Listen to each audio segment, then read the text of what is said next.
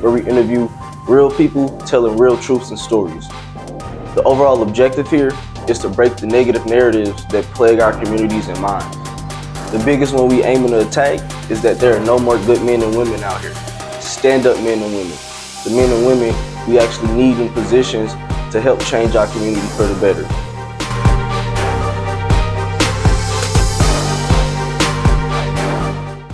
Welcome to Big Flex Overdose.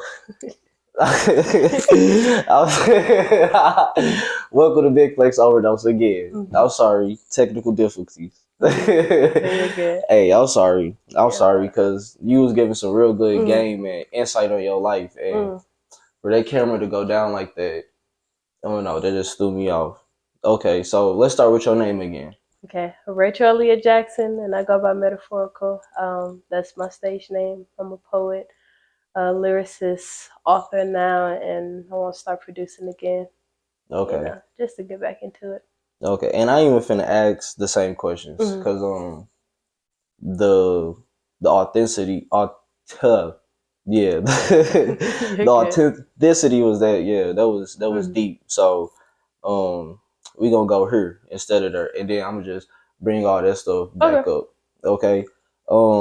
You said you graduated from what high school? Metro, and that's in the city. Would you say that's the south side or north side? That's like, what is it? Is it Midtown? It's by SLU. So Central West End, so whatever people claim Central West End is. I think that's. I feel like it's like right in the downtown. middle. Yeah, it's like it's like right in the middle. Yeah. Because I can go, like for my school, I can go to North City. I can go to South City. I can go downtown. So it's like right in the middle. Okay. Of everything, yeah. So you touched on, being bullied a little bit.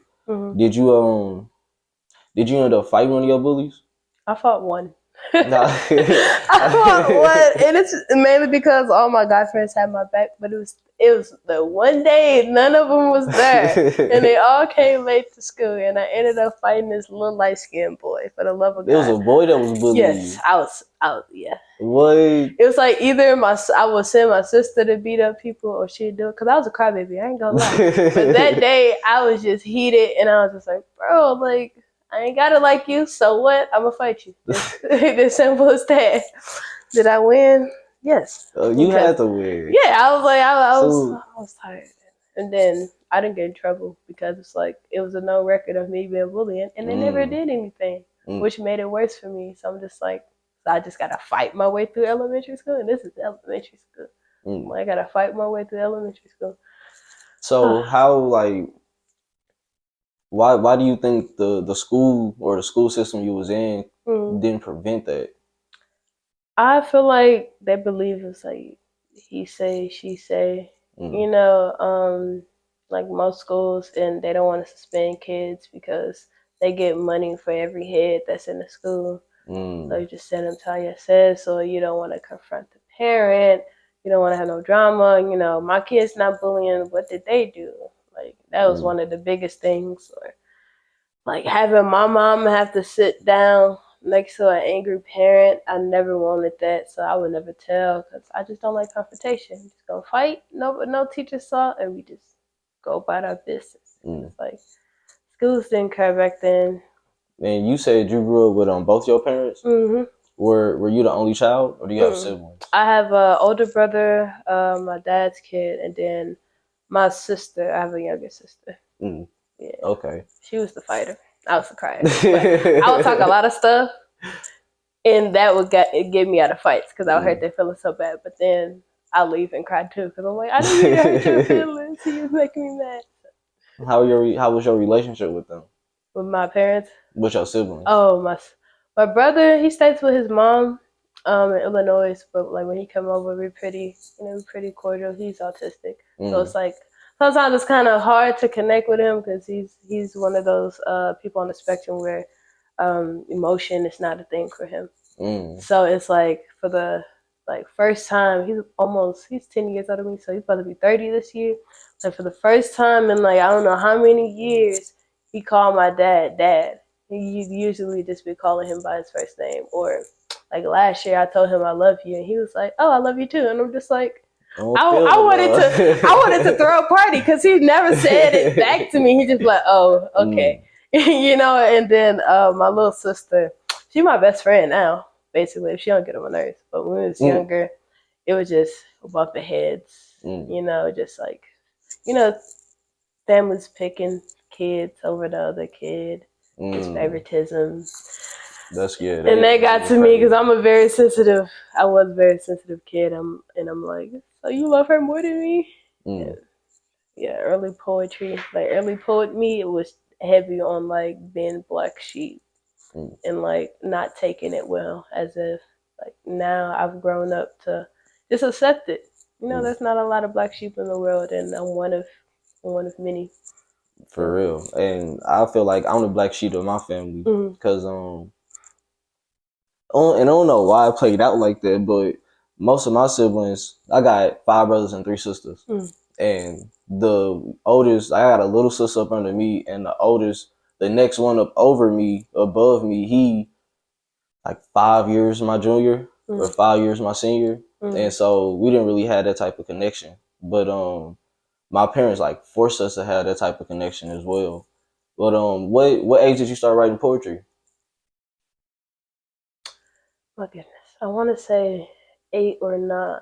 And what was that consistent of? Just because I feel like people would say they a poet just because they get on the mic and start talking fast, like yeah, like with a sprinkle of bars. But nah, it really consists. I rapped first, so many of my stuff was like just rap.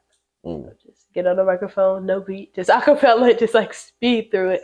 But it was mainly rap, and it just consisted of just I want to make a change, you know.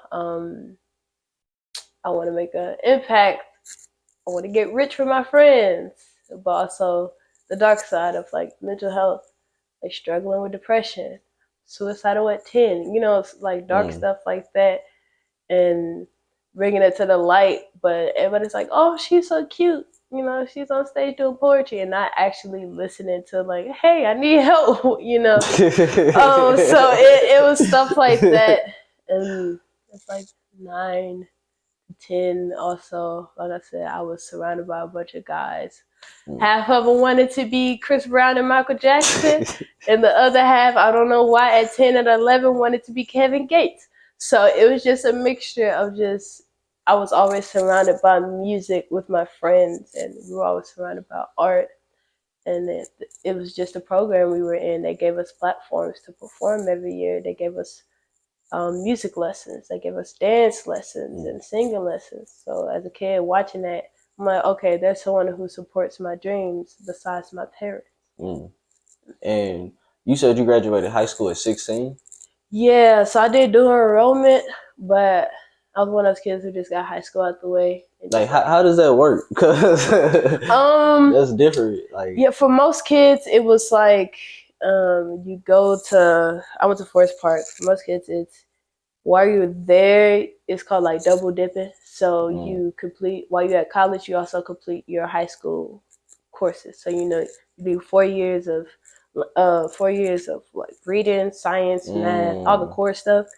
You double dip, so 2 years of literature. Well, one semester was 1 year of high school. So I just took 2 semesters of language, 2 semesters of math, and then my last year was anything, like everything going towards my major, which is what I'm pursuing now, is music and French. And so that's really how that works. And then I could have graduated when I was 16, but they wanted me to graduate with my class of 2021. So I ended up graduating literally a week apart. And so for my college graduation, in my picture, I just look so like I'm over it. like COVID happened, and like we had this week.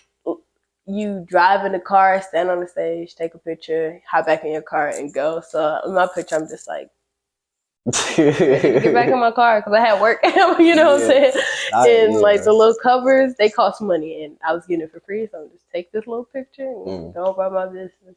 So reflecting back on it, do you think you should have just did the high school part, like how people traditionally do it, or It wasn't. I didn't like high school. Yeah. And it was mainly because I just have a mindset so just far ahead. I was already thinking about college in like 7th grade. I already knew the college I wanted to go to. I knew what I wanted to do. And then people at the high school, it was diverse, which I appreciated. It's just cliquey. And what college was you at? Forest Park, you said? I went to Forest Park, but like the high school, it was just like it's too cliquey, and I'm a type of person. They didn't let me. I was too big for my school. Like Metro, we got like 300 kids. Dang. You knew everybody's business. You knew if they wore the same shirt 3 times. Like it was just too small for me, and I don't think they appreciated different backgrounds, like Black community back. They ethically they appreciated everybody else. You know, the Indians, the Arabics, the Asians, and then you get to the Black people, and you're like, we're not all the same. You know, we have there's kids like me, 2-parent household. We could get a little ratchet sometimes, but we got all A's. And then you got other people who don't do so well, and so they just clumped us in one big, okay, since a few of y'all are bad and don't participate, all of y'all are the same exact way. And they'll never admit it. But it's a problem, and it was a problem for me, which is why I just did dual enrollment and was like, forget high school. You know, I just hooped at my high school and went about my business. So if you had to give game to younger females, you know, going through high school, what would be some warnings you would give them? Don't date nobody. Don't date nobody. Like, focus on your craft. And I know, like, if you do date somebody, make sure they're adding to you, and it's not just, you know, for the fun of it. Like, you look cute. Because high school is really important, whether people know it or not. It's really either you go to college from high school or you live your life. And when I graduated my high school college era, I didn't know what I wanted to do. I just went to Webster, just head first. And I'm like, I'm going to figure it out when I get there. And I'm still figuring it out. But definitely work on your craft in high school. Above anything else, work on what you love the most, whether it's hair, clothes, drawing. That's why I'm pushing my sister and my little cousin so much. My sister's starting a clothing line. I'm like, yo, I'm going to give you all the resources you need. I might not have all the time, but I will give you this money so you can invest in yourself. And the same thing with my little cousin. Just invest in yourself.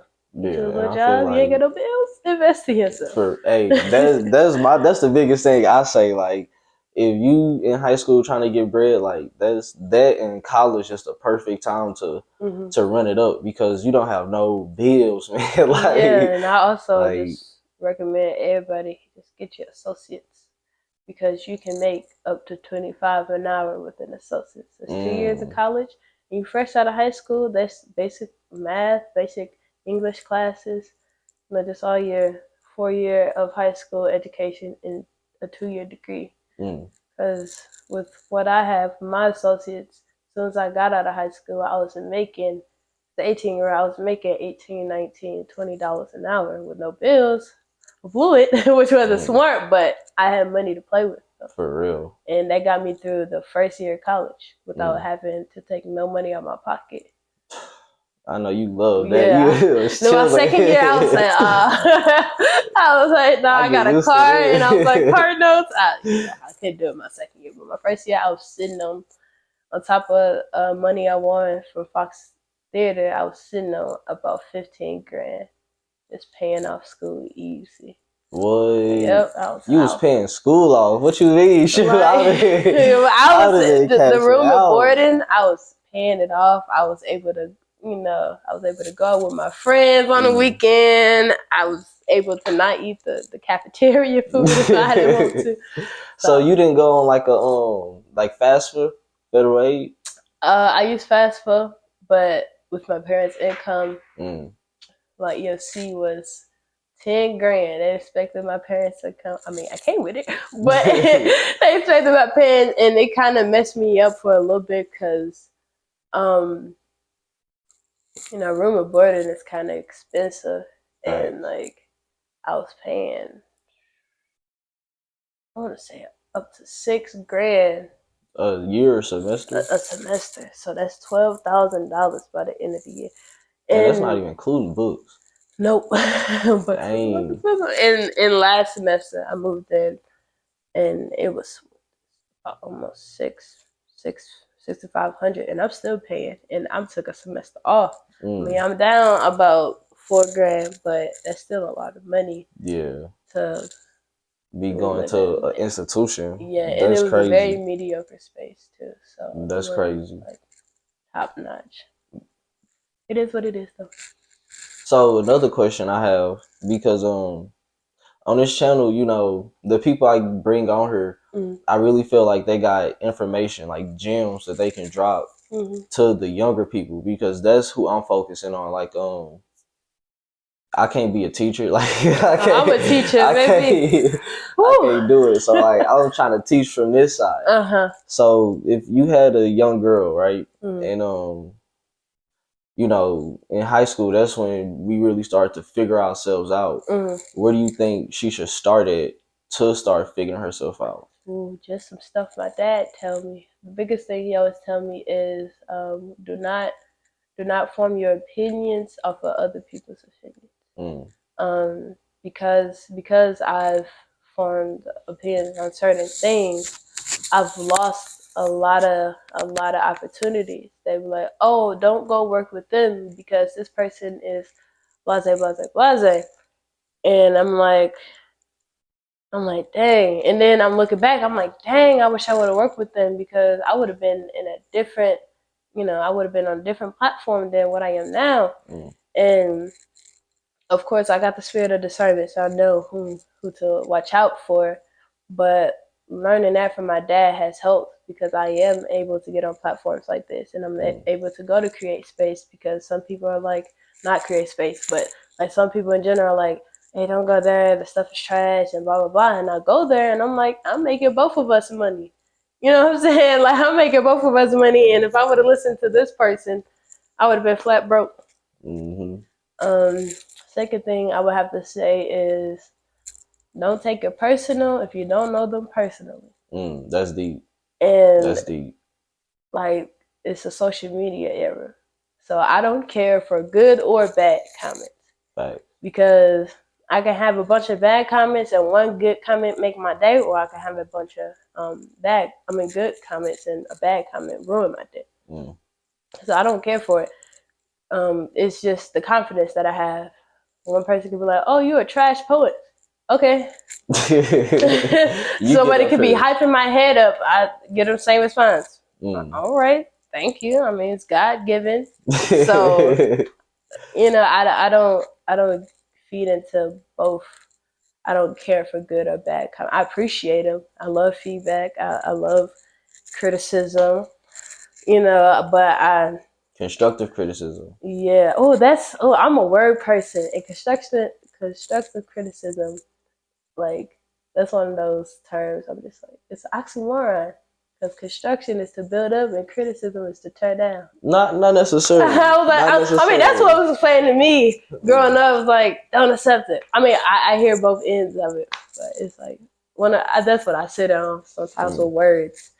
It depends on the segue. Like, yeah. So, when did you start really, like, not just making money, but manifesting the poetry and the rapping / like spoken word? Like I said, we're gonna take it back, but like, when my best friend passed, really was like the trigger. I wrote a poem called Peace, and then I wrote a poem called Envy, and I ended up combining those two.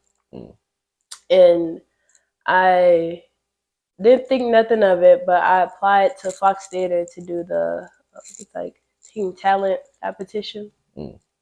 And I was the first spoken word artist to ever go on their show and make it to the finals. I want to say top 5. That's crazy. So that gave me my big break. And then I was able, because of that show, I was able to work with a nonprofit called Arts and Faith St. Louis. which is they work with the Sheldon during the time, and Sheldon is it's like second to Fox Theater. Well, third to Fox Theater. It's Fox, Grendel, and then Sheldon. And so that nonprofit gave me, I think it was like $1,500 to write a commission piece. And as a poet, I'm like, I ain't never seen this type of money. It's like, of course, I work with other nonprofits, St. Louis Story Stitches, but I've never had that much money in one sitting. Probably like accumulated, I've had that, but it was never for my work. I was always collaborating with somebody, you know. So I was always in the shadows of a couple of people, and so they saw me for who I was, and they was like, "Yeah, 1,500." And if you go on YouTube and you can look it up, I had background dancers, you know, videographer, and it became a really big thing. For it was last year around this time actually. It became a really big thing. I was all on TV with it. Couple of award shows, the dancers was dancing to my piece. I get on stage, just you know, like I put this together. Excuse me, and then I sit down, you know, and I just get paid to go on stage and wave. That's crazy. You know, so it was like stuff like that. And then I just, ever since then, I just been like, okay, what's next? And I've got like unmotivated during the times because I'm like, I'm making all this money and then it just stops out of nowhere. And that's when I started going to college. Then I started doing open mics with Energy for Word Up. Started doing that. She dope. She been doing that for 8 years too. Yeah, they events tonight. I was going to all types of open mics, and then I'm like, okay, I'm growing out of this. I'm getting kind of bored. Not saying that the events are bad. It was just like I've been on platforms, and then I'm like in a community with it. And I'm like, okay, what can I do more? And last year, Artiface hit me up again to produce a show that I did in January. I'm like, oh, this is my big break, you know? So I never put on a show before, but it was productive. And then this year I'm sitting on a couple of grants to take my show somewhere else, or I want to work on a documentary. So work on a documentary on my craft and how I want to build up with it and travel to different cities. Think about going to Chicago in May so I can do a couple of open mics there, work with Chicago Public Library. Got a book signing for St. Louis in May or June. We're still working out the dates, but book signing with public libraries here. So it's just like ripple effect. After I rested, I was able to bring in more opportunities, not only for me, but all my friends around me too. What made you start writing your book? I was praying one day and I was like, I'm not making no money off of what I did. and God was like, you're sitting on all this material, do something with it. And I'm like, book. But it took way longer than it should because I started working on this last summer and I wanted to drop it by October, but I ended up dropping it in December. And I was just like, that ain't too. I know people that take years. Yeah, and it was just, I told you, it was poetry from 2018 to the beginning of 2022. And then I want to do something every 4 years, just showing as an artist, as a poet, how much I've grown mentally, spiritually, you know, how I write. The writer style is going to change these next couple of years. I'm going to work with a couple of mentors and just growing in general. Finding a new muse instead of being sad and stuff, but just found I guess I'm in my lover girl era. I don't know, I don't like it, but it's cool. But just find a new muse and not focus so much on the bad part of life. Not saying that's what my book is about, but it's a common theme that like I was struggling, which I was, but now I had my breakthrough and I'm ready to talk about that. And you shoot from the hip on that in your book, you know. you talk about some shit. I was like, damn, you can put this in a book, nigga. Like, and my auntie was like at church, she was like, your book is reading me. I was like, I'm sorry. It's like it's a book of self-reflection. Like I've not even like I formatted it, I've written it, but I've not read it yet because I'm like, I don't want to be like.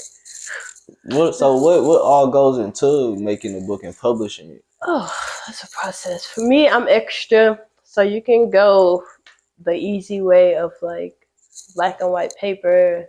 Send it. I use Amazon. Send it through Amazon. Design your cover, and they do it. But as you see, I got pictures on there, designs. I got images on every page.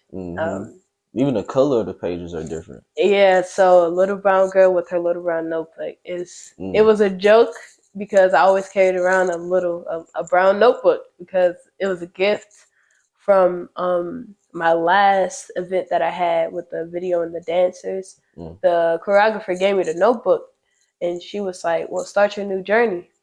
And so that notebook was in my hand everywhere I went in school. "Oh, you look very focused, girl." I'm writing a poem. I'm not doing my work. I am writing a poem.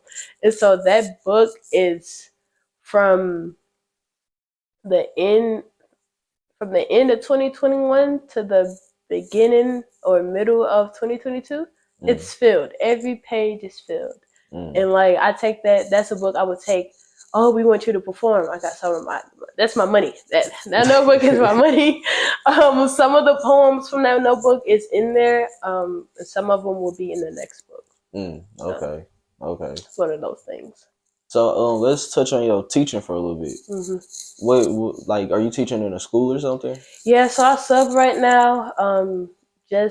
I was paraprofessional at first. I work with kids on the spectrum, which I love, and I wish I would have applied for that. But I wanted to get a different view as to like how would I run a class and how let's test my patience. And my patience was definitely tested yesterday, and just seeing what environment, what grade level would I prefer teaching, or what's my demeanor? Do kids find me intimidating, or do they find me, you know what I'm saying, I'm this lovable I'll be on that case. And so I just want to be the teacher I wish I had. I had my first black male teacher in middle school. Mine was high school. And I actually work in the same district, and I'm trying to get transferred to work at that school where he works at, and he definitely changed my life. So you teaching middle school students? I was at middle school, but then I transferred to elementary school. Okay. So that's what I'm doing. My first day at the elementary was today, but I want to go back to middle school. The elementary, they're just so tiny and loud. And hey, I kick kids. I tell you all the time, I kick kids. Do not come play with me. And I was like high school too. I wouldn't mind high school, but the thing is, I'm 2 years older than them. Yeah. So they're gonna test you. Yeah, in the high school that I would work at, my sister goes there, so she would try to get out of all types of stuff. So I was like, yeah, let's just stick with the middle school, and once I get a little older, I'll go to high school. So what type of problems do you see our community facing when it comes to the kids, or our kids facing in this community? You can tell that there's a lot of verbal abuse at home. How so? The kids take it out on other kids mainly, and you hear kids say stuff, and you're like, "Adults say that." I would like as a 5th grader or a 4th grader, I'm like, I couldn't have came up with that by myself. So it's like kids repeat what they hear, and I try my best to reiterate positive words. You know, teach them how to express their emotions instead of "shut up," just be like, "Hey, this is how I'm feeling right now. Get out my face." I'd rather kids say that than cussing out another kid and back and forth. But it's just how people talk to their kids, and I really believe that energy transfers. So if your dad is mad at your mom, he's gonna take it out on your mom take it out on you, and when you don't have nobody else to take it out on, take it out on somebody who's at school. Or some kids take it out on their pets, and it's like that's or like themselves. Yeah, that too. So it's like how kids communicate nowadays. I'm like, I don't even use that cuss word. I don't I didn't even know that was a cuss word until you said it. So it's just like, it sucks hearing 8, 9-year-olds just beating up on each other, and it's like no positive communication. It's always, I'm angry. So I'm gonna take it out on someone else. That's crazy. And bullying is at its all-time high. I've been to so many schools where bullying is the norm, and it just get looks over. How so? What do you mean? I want to. You got an example? Yeah. Let's see. I'm trying to think without saying any school names. Uh, just teachers or organizations, really, schools try to avoid confrontation. Mm. So you will, nowadays, parents, you tell the parent your child is bullying someone else. The parent goes, not my child. My child would never do that. And the parent knows that the child is very disruptive and they're not always on their best behavior. And so school tries to avoid that by, ISS. Let's shove them all into ISS. Isolation instead of intervention. Because I believe in intervention over isolation because now it's just school to prison pipeline at that point. Exactly. You teach them, oh, you're bad. They're going to think about that. Since you're bad, you go into isolation. They get out of school, oh, I've been bad, so I'm going to isolation. Either I'm going to run away from it or I'm going to do more to avoid it. So it's like schools nowadays don't even realize that they're practicing the school to prison pipeline. And a lot of ways crime stop is through intervention. If we don't intervene it in elementary school or middle school, it's going to continue. Because this middle schools I worked at, I shouldn't be hearing or getting an email that one of my students got shot for trying to steal a car. I shouldn't be hearing that. If you would have talked to him at home, well, why do you act out in class? Why are you acting like this? If we would have intervened, one of my students would still be alive. But since the school brushed it over, he's just a bad kid. Let's suspend him. Now he's out of school and he's bored at home. Guess what he's gonna do? Go out with his friends, with his family, his cousins, and go try to carjack somebody. So besides, the regular saying it starts at home, how do you think we could address that or fix it? Just teaching, acknowledging that kids are kids. We try to treat kids like they have so many years up under their belts. And in reality, this kid only been on earth for 8 years compared to our 25 and 30. So treating a child like a child, but speaking to them with respect. Do not speak to them like they're inferior to you. Because now it's the same mentality over again. They're superior to me. So now I have to sit in this classroom, not talk. If I talk, I get in trouble. Same thing. Go to jail system. If I don't follow directions, I get in trouble. So acknowledging that their emotions are valid, that being angry, being depressed are not bad emotions. They're normal. Acknowledging that anxiety is normal. It's not something you should try to fight off with antidepressants, or you should, of course, I recommend therapy, but your therapist shouldn't tell you that what you're feeling is bad, or when you feel bad, do this. You need to acknowledge, hey, I'm upset right now. I don't know how to express this. I don't know what to do. Can you give me information on how to change this or how to change my mindsets? Teaching affirmations in school. Schools don't do that anymore. Teaching kids that they are worth it, that they are beautiful, that they can do anything they put their mind to. Instead, this kid has one bad day, they're suspended. It's like, no, that's not reality. You know what I'm saying? You have to intervene, and I'm big on it. Just, hey, you're upset. Let's not isolate you, but let's move you for a second, and we're gonna deal with this. If you need to be removed from the class for the rest of the day, just know you're gonna be back there tomorrow. We're gonna deal with this. Oh well, I don't want my mom to know. This conversation doesn't have to leave this room. A lot of kids are afraid to tell teachers what they're going through at home because they're afraid of what their parents are going to say. And which is why we have a lot of, my parents, I can't tell you this because my parents could get mad. And that sucks. But do you think, why do you think parents are dropping the ball with their kids? Like, do you think they having them too early, too young or something? Probably it's not maturity really. Have them just to have them. I believe you got to be prepared. And if you're not prepared, they don't have a village. If you do have them and you choose to have them, knowing your state and what you're going through, find a village. You know, there's a lot of you got the internet. There's a lot of resources you can use. People who will not give up on you. To play devil's advocate, people will say it's not like we don't have a sense of community. It's not that many organizations out here. Yeah, and that sucks because it gets like media overshadows a lot of. I was just thinking about this. Like media shadows a lot of, you know, communities that are trying to help. And it's pushing these parents into a place of fear. Oh, I can't send my kid to this daycare because what I seen on TikTok. You know, and it's like, okay, well, let's not go to that place. Find something else. You know, you never know if you reach out on Google or reach out to a community center, the resources that they might have.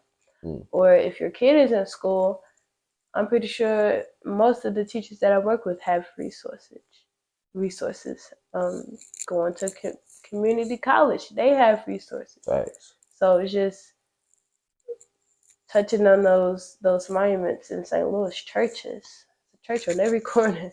Boys and Girls Club. Even though your kid not old enough, they're gonna help you with childcare at, you know, if you have an infant. Like there's organizations out here that like they spend a day actually wanting to help, you know, intervene, make that intervention and get these kids on the right direction. Yeah, because you gotta do your own research and don't give up.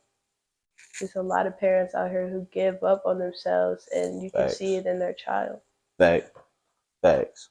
So, pushing forward, you know, I heard you say you was going on a tour. Yeah, working on that. Trying to hit a couple of spots in Chicago. Because we're going to Miami. I'm trying to get me to do an open mic in Miami. My biggest thing is New Orleans.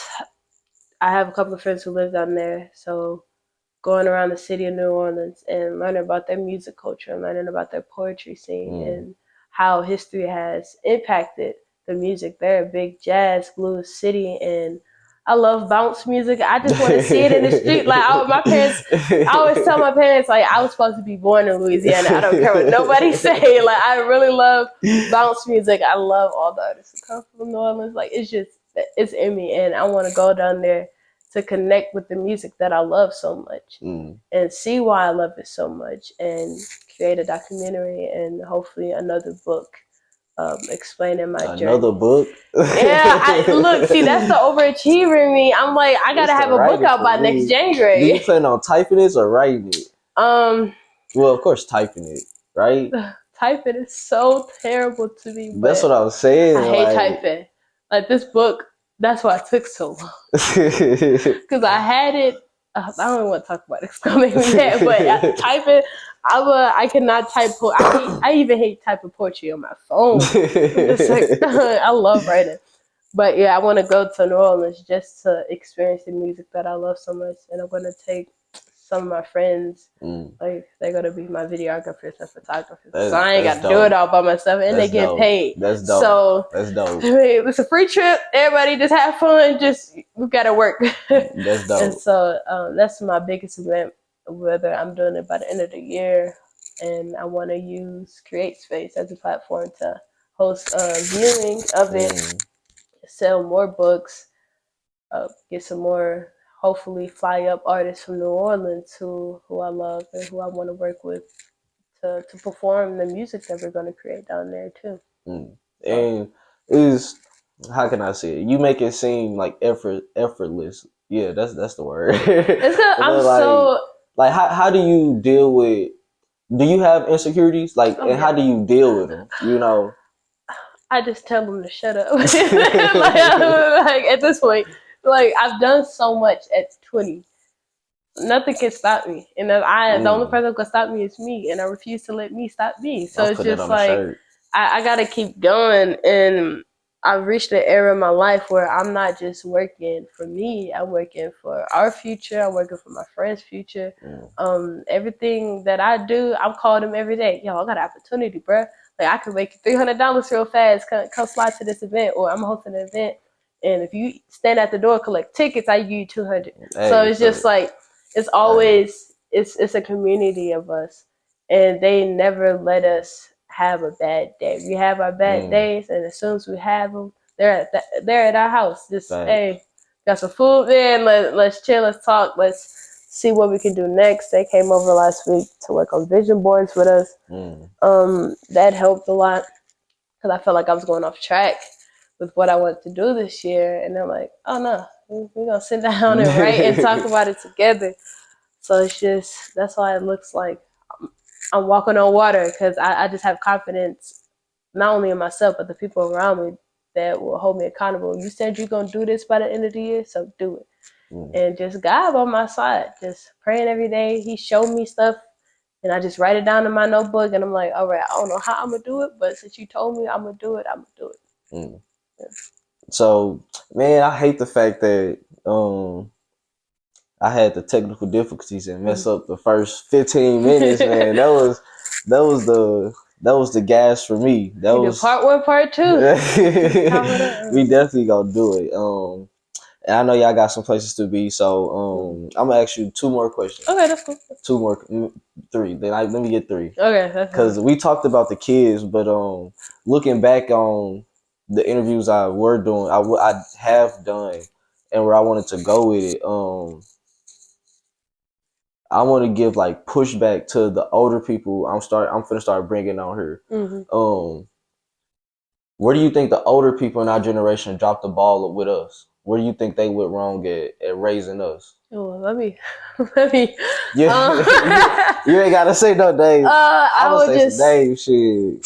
It was for me. It would have to be me, a child.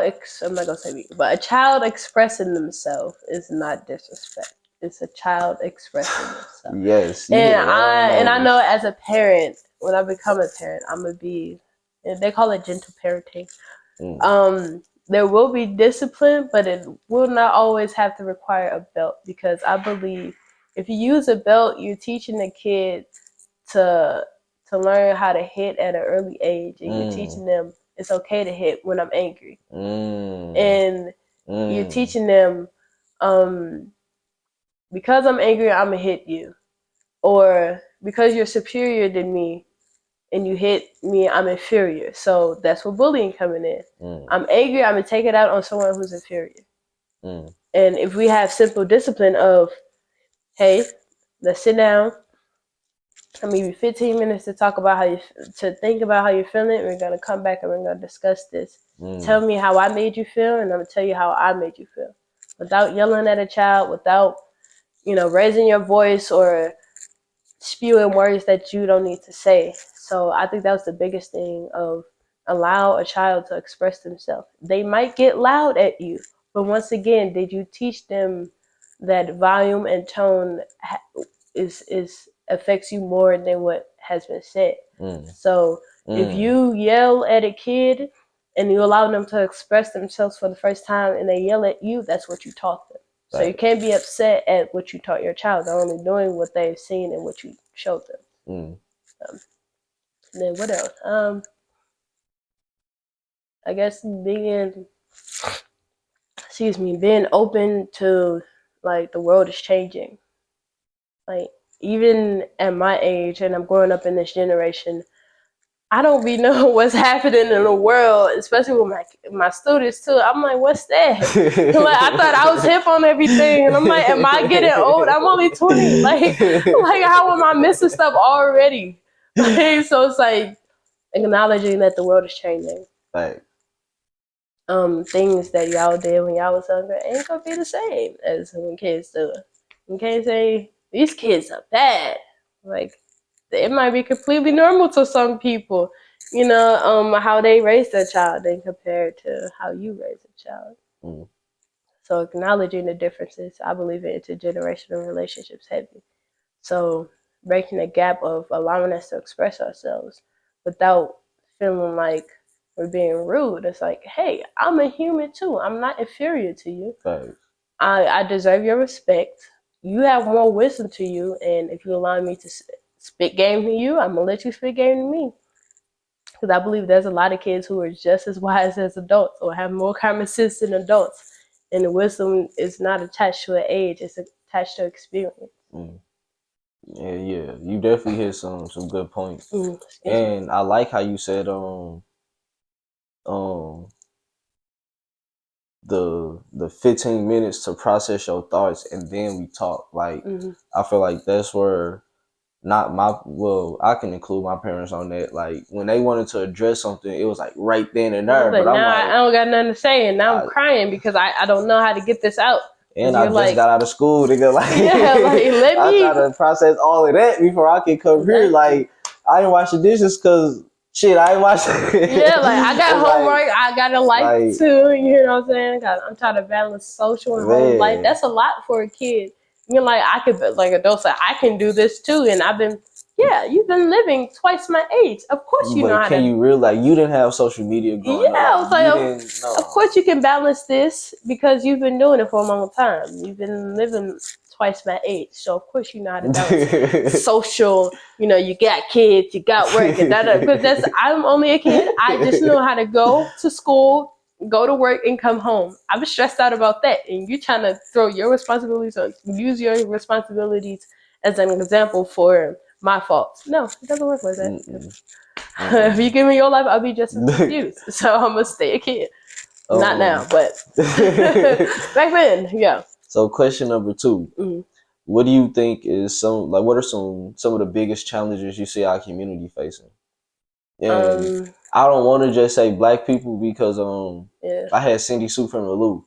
Oh, she's dope. Yeah, we just sat down like 2 days ago. That's the one about the thumbnail I gotta go get with her. But she opened my eyes real quick, like it's not a black thing, bro. So it's like I'm afraid to even ask the black questions now because it's like, but it depends. You know, you do have those. You gotta acknowledge that you do have those black people who are like, because of the white man. And I'm like, bro. That was 20, 30 years ago. Yeah, I was like, I get it. It still has its like effects, but history repeats itself. And the only reason history repeats itself is because we know it repeats itself. And the same thing that happened I was just talking about, like, my grandmother went through that. She's 60. Like, and we're still facing the same things, whether we know it or not.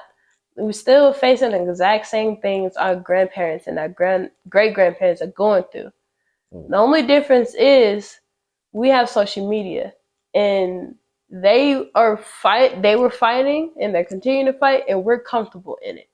That's the only difference between our great-grandparents and us. Are you talking about racism when you say? Yeah, we're too comfortable with it. We see it online and ha ha ha, a Karen, ha ha ha. Like we're too comfortable with seeing Karen videos. We're too comfortable with seeing.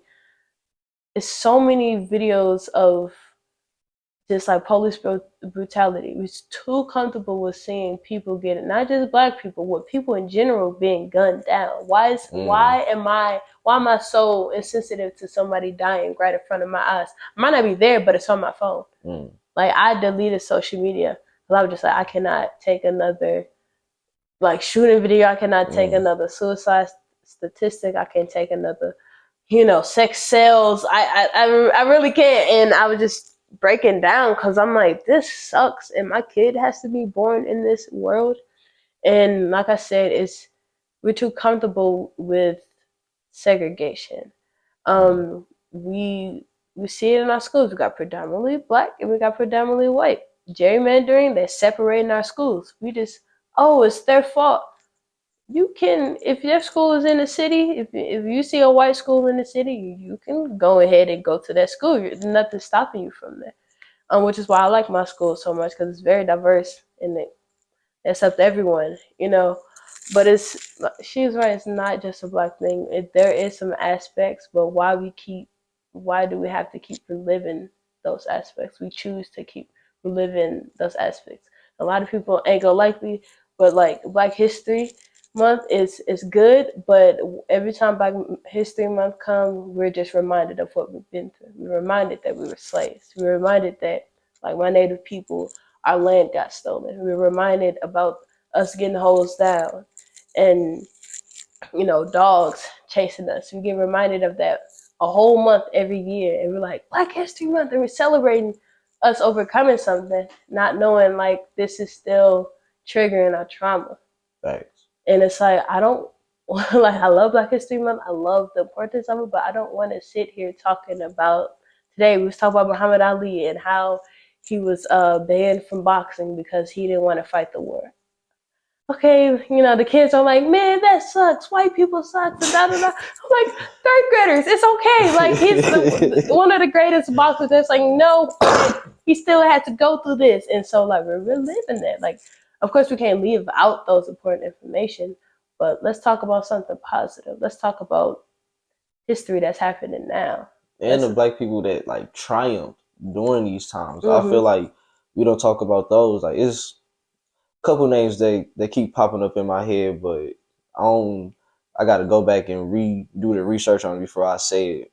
But we don't talk about the to me the Black men and women who've actually, like, while Martin Luther King was over here doing what he was doing, getting messed up or whatever, it was it was Black people behind the scenes that was setting stuff up. Yeah, we don't talk about like how he got there. You know what I'm saying? The Black Panther Party. Ashita Shakur. I really love her. She a gangster. She might have robbed a couple of banks and shot a couple of police officers, but she was a gangster and she stood for Black women and the womanist movement and just opposing feminists. And during that era of like white women were like, hurrah, all women, but behind the scenes, they're like, yeah, we're just doing this for show. Black women, keep y'all ass. Yeah, like you still at the back of the bus. You're a woman, but you're in the back. And so, like those people who are why Malcolm X got his name, and why Martin Luther King and why Rosa Parks got their names. And I want to talk more about them. Yeah, they went through some stuff, but let's talk about their success stories. Mm-hmm. We don't talk about that enough, and I'm tired of talking about slavery. And some Black people, some old Black people, like they cringing up at you right now. But probably, but it's like, okay, all right. We got to get past it so we can figure out what to do next. Because the reality is, we're in modern day slavery right now. Like this workforce is becoming a new slavery, man. My favorite line is, we're still attached to whips and chains. We're still attached to cars and having this big jewelry. We don't need all of that. We need to put that back into our communities. But yeah, that's a topic. That's a part 3 right there. Yeah, I could go on about that because, like, I'm for my Black people, but it's like some stuff I'm like, you're choosing to repeat that cycle. You're choosing to repeat the school to prison pipeline. Because I'm a firm believer that everybody gets the same decisions in life. Everybody, you got the same decision to go to school to finish it. You get the same decision to hang out with a bad crew. You get the same decision to choose drugs, choose alcohol, choose sex. And like, when I tell people that, they're like, huh. I was like, when's the last time you got offered drugs? Me too. Offer alcohol? Me too. Offer sex? Me too. Graduate? When it's 10, you got offered to go to college or to finish high school or finish any type of school. Everybody got the same opportunities. We just choose different paths. And like a lot of people are like, no, but they got a better opportunity. I know people who went to the worst of worst high schools, but ended up graduating at Harvard. And they went to the best school and not graduated college at all, like college dropouts. So it depends on you. Circumstances play a big part, but everybody got the same decisions in life. So to blame it on somebody else when you not even know what you need to do, it's just crazy. Facts. Yep. Facts. So to end this, if you had to drop 1 to 3 gems on younger people that you can think about or that's coming up under you, what would they be? Love yourself. Definitely love yourself. Outside of media, outside what you post, because you can post you being happy and this filter makes me look good, but you put the phone down and you're like, I'm not beautiful at all. Facts. You don't practice what you preach. So love yourself. Love yourself before you can love any man, woman, child, person, anything else. Second one is, I don't know if I said it in this one or the other one, but don't take it personal if you don't know them personally. Definitely, just if they're not impacting your life on a daily, don't care for it. That mean Instagram comment, the good Instagram comment, don't care for it. If it's coming from user 397 underscore 63 and they're like, you're trash. Like I pin, like I don't know if they're up on any of the posts that I have now, but I pin bad comments all the time, and I don't do nothing to it but pin it. And every time I go check, every time I pin those comments, I go back to it, they're deleted. I see you, but I'm not gonna address you. So I'm gonna pin your comment, and whenever somebody comes to my page and see it, you're the eyeball. So now you're embarrassed. That's just a tactic that I use. That's a game. Super. I think that was my only two. Oh, don't form opinions based off of other people's opinions. Just go based off what you know and what you think will benefit you and the other person in the long run. Thank you for that. And before we end it, I want to give you time to shout out all the things you got going on. I don't even think, I'm sorry too. What's the name of your book so people can go shop? Little Brown Girl with Her Little Brown Notebook. It is on Amazon and Kindle, and I also carry around personal copies too. Okay. Well, I sold out of them, but I will be carrying personal copies too once I get some more. You got some other things you would like to shout out? My friends. Lori, Mara, Bobby, Zach. That's all I can think of. Indigo, my parents. Huh? Oh yeah, the Perkins. God, shoot. for real. Let's see, what do I got coming up? We got basketball camp coming up in June for ages 16 to 25. That's a big gap, but 16 to 25, getting prepared for college or minor leagues, or high school too. Let's see, I'm trying to think. Book tour or book signing in May at Central Public Library. Might have one in Chicago in May as well. Documentary should be out by next year this time. I can't wait to see that. Sounds of St. Louis in July. I'm hosting an event. I believe it's going to be at Sheldon. Sounds of St. Louis. I'm going to have a good lineup. I'm going to have vendors. It's going to be a back to school event. So I'm going to have a bunch of donations for book bags and pencils and stuff. And we're going to put on a show for St. Louis, a back to school event. Like businesses, food trucks, all the taste and sounds of St. Louis. I'll be sure to put your LinkedIn, your link tree. Is your link tree in the description too. So thank you for sitting down with Big Face Overdose. You know, I definitely appreciate you. And like I said, I'm sorry I messed up on that first part, man. I feel so lame.